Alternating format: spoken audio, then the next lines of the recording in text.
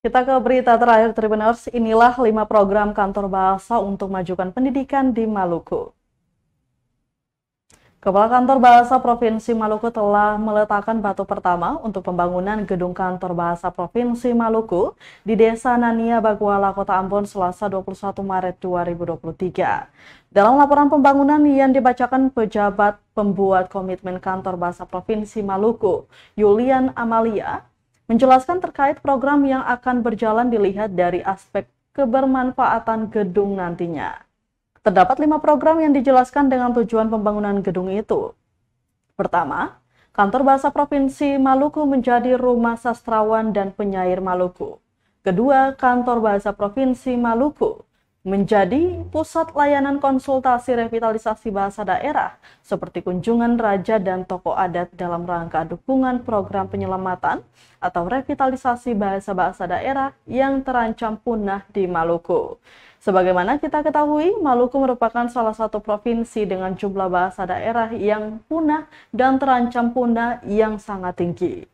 Kantor Bahasa Provinsi Maluku telah merevitalisasi bahasa Haruku di Pulau Haruku, bahasa Hitu di Pulau Ambon, bahasa Yalhatan di Pulau Seram, bahasa Oirata di Pulau Kisar atau Kabupaten Maluku Barat Daya, bahasa Kei di Kabupaten Maluku Tenggara, bahasa Yamdena di Kabupaten Tanimbar, dan bahasa Buru di Kabupaten Buru.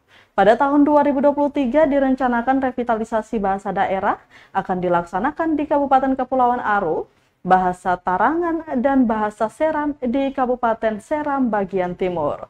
Untuk program ketiga, Kantor Bahasa Provinsi Maluku membuka layanan saksi ahli bahasa, antara lain kepada pihak kepolisian daerah Maluku terkait kasus pencemaran nama baik, perbuatan tidak menyenangkan, dan sebagainya.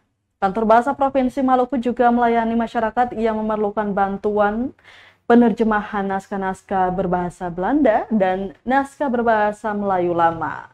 Keempat, Kantor Bahasa Provinsi Maluku menjadi pusat gerakan literasi nasional di Provinsi Maluku yang mendampingi dan mendukung komunitas-komunitas literasi yang ada di Maluku yang digerakkan oleh anak-anak muda Maluku. Dan untuk program terakhir atau kelima, Kantor Bahasa Provinsi Maluku membuka layanan UKBI atau Uji Kemahiran Berbahasa Indonesia dan BIPA, Bahasa Indonesia bagi penutur asing, yang menjadi prioritas nasional Merdeka Belajar untuk mengukur tingkat kemahiran bahasa Indonesia dan upaya internasionalisasi bahasa Indonesia. Setelahnya Tribuners, Kepala Kantor Bahasa Provinsi Maluku Syahril berharap dalam sambutannya agar pembangunan gedung baru dapat mendukung segala aspek agar menjadi suatu kemajuan pendidikan di Maluku. Gitu ya, ada beberapa bahasa kayak tadi di guru kalau tidak salah, Kayeli kalau tidak salah, Kayeli apa di TNS juga, belum di Tenggara sana yang memang, nah ini memang karena ya di Maluku ini kan kita sudah banyak